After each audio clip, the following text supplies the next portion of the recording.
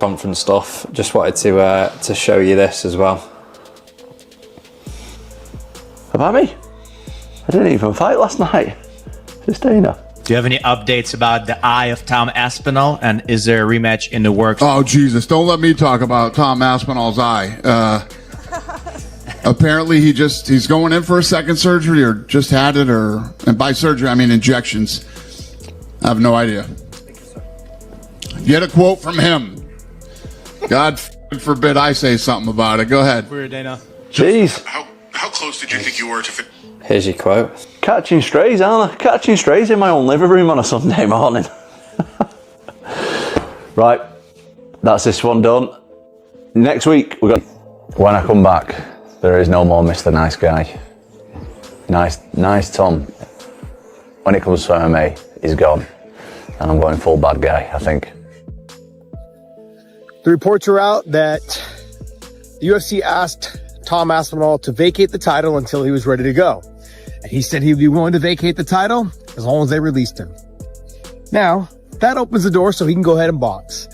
This is a really weird situation. The heavyweight division is just a total shit show right now. And it's been a shit show since the John Jones coming in, not wanting to fight, the interim champion, which was Tom Aspinall at the time, and then fighting Stipe. No disrespect to Stipe, but it was just, John had something in mind, and the UFC didn't squash that. They allowed that fight to happen, and it just led into this thing where the heavyweight division's been on hold since the John Jones debacle, I guess you would call it. Bottom line is, Jailton Almeida is gone. Okay, they just released him. Tom Aspinall, if he is gone, John Jones doesn't seem like he's coming back, especially not to the heavyweight division. We have a mess. We have a disaster on our hands. The heavyweight division and the 205-pound division, the light heavyweight division, both weight classes are the worst that they've ever been. And these used to be the pillars. This used to be what would carry the promotion. When the merger of Strikeforce and the UFC happened, the heavyweight division was the strongest it had ever been. And the light heavyweight division, honestly, the UFC was built off of the light heavyweight division. This is wild to me, man. The 135, 145, 155, and 170 right now are carrying the sport of MMA and definitely carrying the UFC. More to come. Right, and I'm not defending Tom because I'm a friend of his, and I don't really even talk to Tom very much. We're not even friends like that. I was always an admirer of Tom's work, and I believed in his potential. A lot of people are talking shit because I get Cyril Gahn. Forget potential. Tom Aspinall isn't some future possibility. He's a full-force title tsunami already crashing onto the division. You think a fighter like that is chasing paydays, then you're completely missing the reality. A warrior with that level of fight IQ and raw destructive power doesn't politely wait for opportunities. He doesn't request chances. He walks forward and takes his throne because that's what champions are built to do. This isn't about patience or loyalty when destiny feels like it's being held hostage. The brutal truth is sometimes a true champion's hardest fight isn't inside the cage, it's against the system surrounding it. And if the promotion can't give a predator like that the hunt he deserves, then you have to understand why someone like him starts talking about unleashing absolute chaos.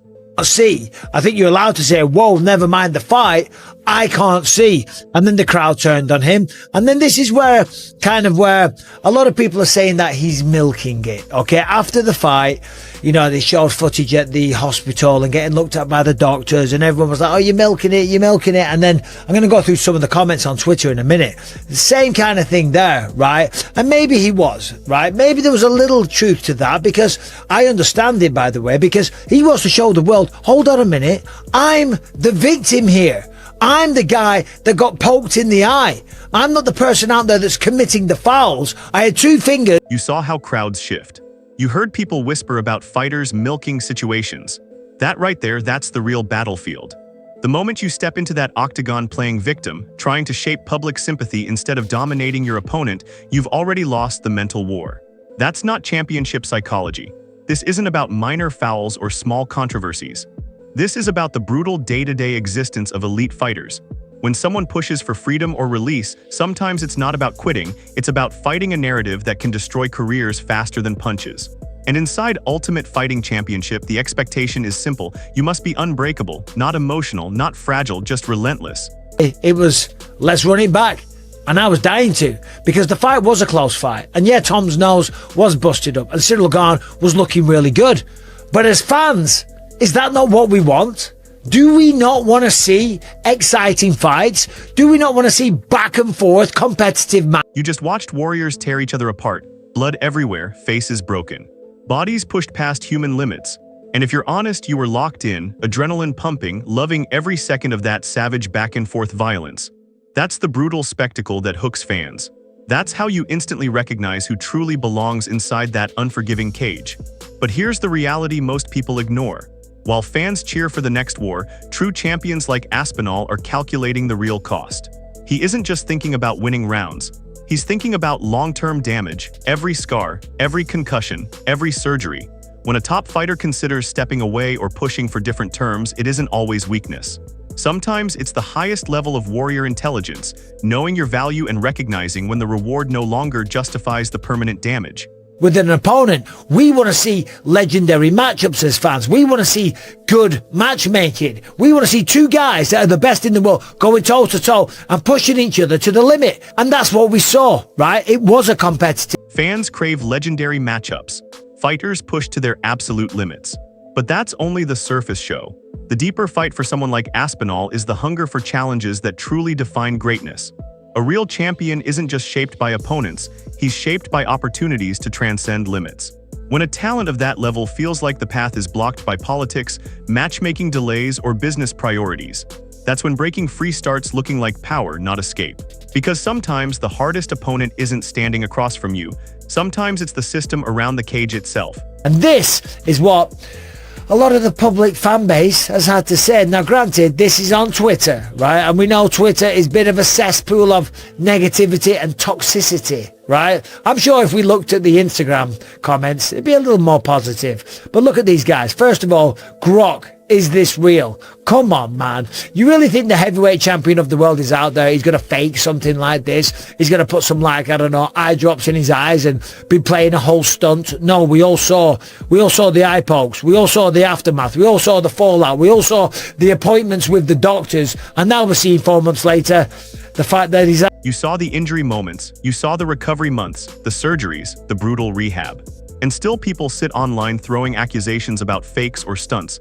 This isn't entertainment acting. This is livelihood, bones, vision, brain health, entire futures hanging by threads every single second inside that cage. To question that suffering isn't just ignorance, it's disrespect to every fighter who sacrifices their body for fans. And that kind of disrespect is exactly why champions start questioning everything. It's not just physical injuries, it's trust being broken. When you give your entire body to a sport and people call your pain fake, that's a different level of damage. That hits the spirit.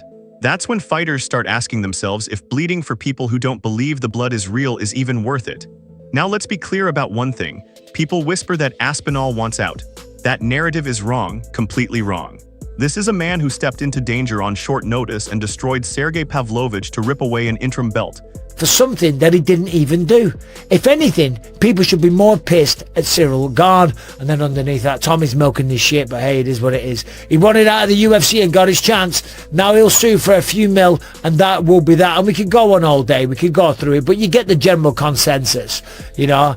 I mean, fake, they said, right, I don't know. Listen, at the end of the day, these guys are talking out their arse. What do you mean he wanted out? This man has worked his way up. The man became the interim heavyweight champion of the world by stepping up on short notice and taking out Sergey Pavlovich. That's not escape mentality. That's predator behavior. Contenders chase contracts. Champions chase domination. The undisputed title is the goal, always has been. This isn't about leaving the cage, it's about owning it completely. True champions don't want less challenge.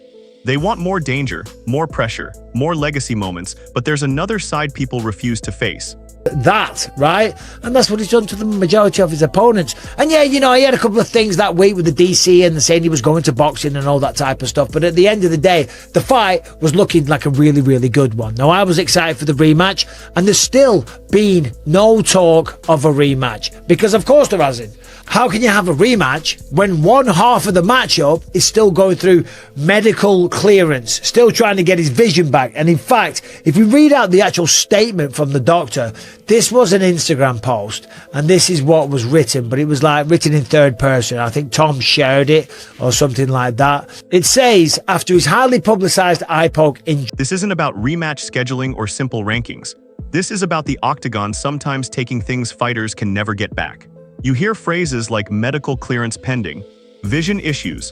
Those aren't small setbacks, that's the brutal tax this sport collects. And that's exactly why even warriors start thinking differently. You think you understand sacrifice. This sport demands everything. Not most things, everything. And here's the cold truth, contenders fight, champions endure, but even the strongest warriors have limits. When the cost becomes permanent damage, lifetime vision problems, neurological risk, suddenly it's not about belts anymore. It becomes about choosing life after fighting before the cage takes that choice away forever. Months, we've been working closely with him on his recovery. Following his operation on both eyes, we continue the journey to get Tom's vision back to fighting fitness, right? Now, let's talk about that. What is fighting fitness? Well, I know this very well. The benchmark for having fighting fitness is 2,200. If a fighter at that level demands release while staring at possible permanent impairment, that isn't quitting. That's elite-level survival instinct. When the cage takes everything and then threatens your ability to even see the next punch coming, you absolutely have the right to demand control over your future. Promotions, fans, media, everyone has to understand that when a fighter's long-term health is on the line, it's bigger than the next event, the next headline, or the next paycheck. That's legacy, that's life, and that's the real war most people never see.